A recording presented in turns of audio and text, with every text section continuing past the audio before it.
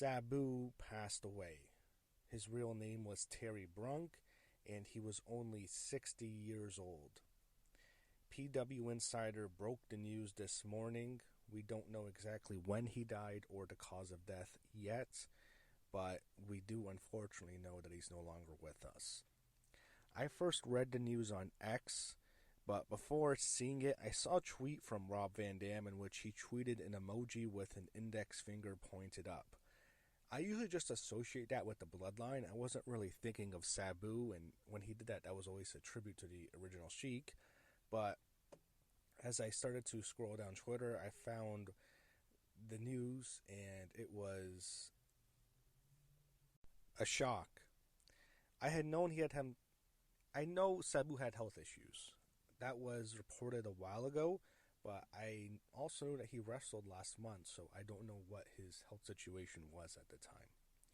But going back to the emoji, it now makes sense that Rob Van Dam tweeted that emoji as a tribute to Sabu, his friend, and probably out of all wrestlers, the wrestler most associated with Sabu is Rob Van Dam, so that was a tribute to his friend.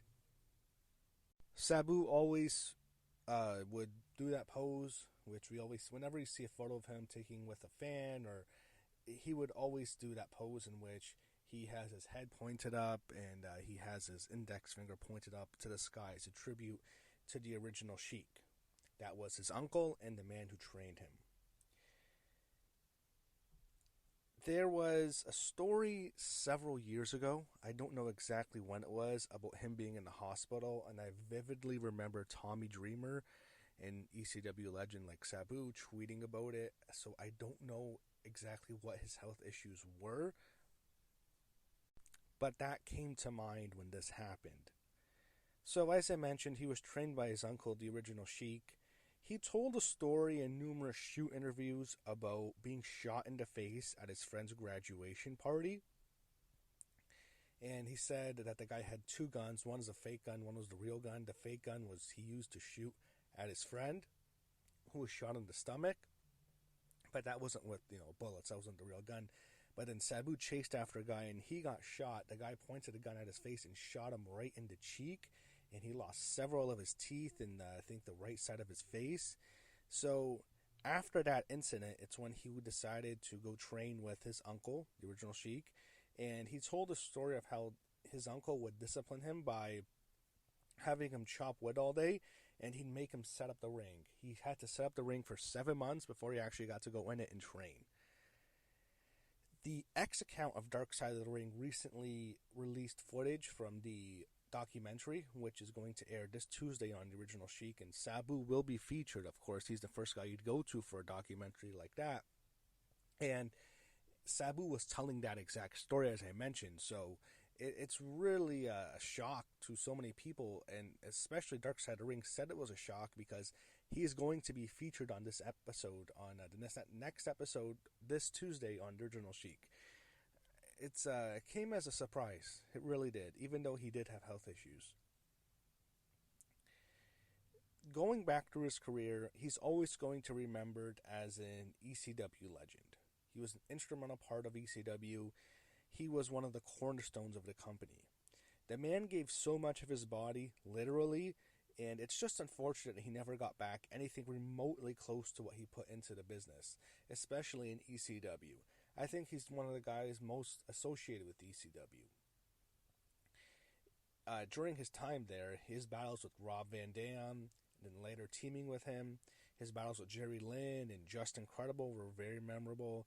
He also had a very memorable match with the Sandman, who was another cornerstone of ECW, along with battles with Taz, Too Cold Scorpio, and several other matches, including tag matches. And it wasn't just the hardcore matches, the barbed wire matches. Like, he had great matches, and they were physical. He would land right on the concrete floor at times. He was also most known for that springboard, in which he'd use a chair as a almost like a stool. He'd set it up and then he'd springboard off the top rope. And I think his most famous match was the barbed wire match against Terry Funk when he won the ECW championship. Paul Heyman was a master marketing manager of Sabu. He used him as a menace. He was this menacing daredevil, and he would at times, I think earlier in his career, they would have him come out in a straitjacket or at times, or sometimes they would have him all tied up to a board to make him like just this crazy menacing daredevil. Couldn't be around regular people, and he can only be unleashed in the ring, and that's how they really sold him as. And he was that. He was a daredevil. He was a menace. He was crazy. He was insane, and he destroyed his body. Look at his body. It is all scars. Most wrestlers who bleed from their heads, and a lot of them have lines in their head. They have scars on their head. Sabu has that too. He bled from his head, but he probably bled more from his body. His body is all scars. It's disturbing to even look at. The amount of abuse he put himself through was insane. Another thing memorable with ECW was Joey Styles, who would always do that iconic catchphrase, which I'll do at the end of this video. And you know what I'm talking about. After ECW, he had some memorable matches. He went to TNA. He wrestled everywhere. I don't think there was a company he didn't wrestle for, really. He was all over the world. He did violent matches. He did so many matches with so many wrestlers.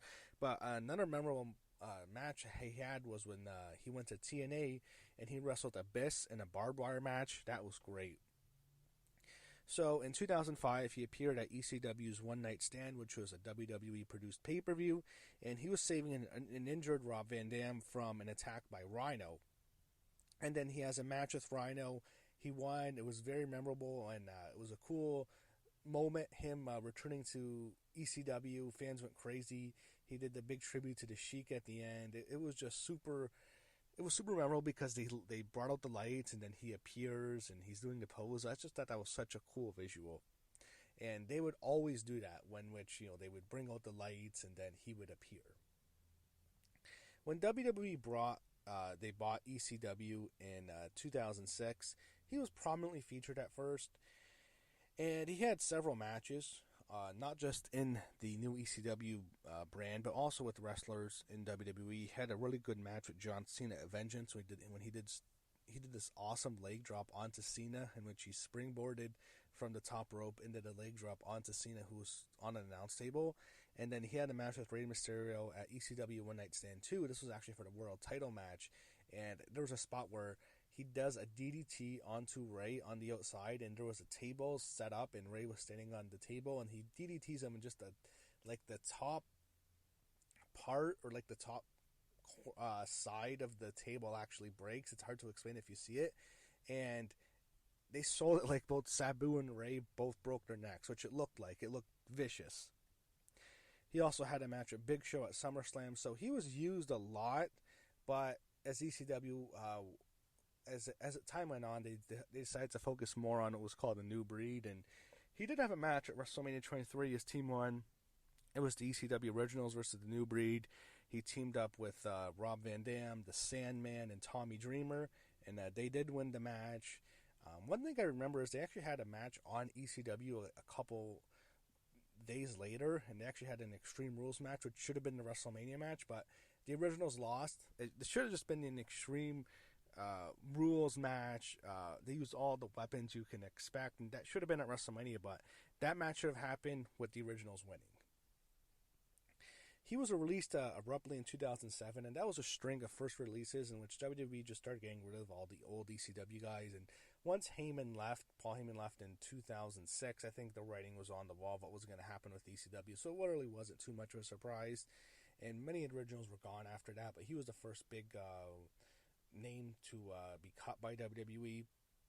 And he would always wrestle on the indies. He had, I said, matches, it seemed like with every promotion. His final match was against Joey Janela at Spring Break 9. It was a barbed wire match. He won, and he was 60 years old when he retired. That was his last match, and it was during WrestleMania weekend in Las Vegas, and that's where he had his last match. So Sabu, as I said, he's going to be remembered as an ECW legend. Rest in peace, Terry Brunk. My condolences go to his family.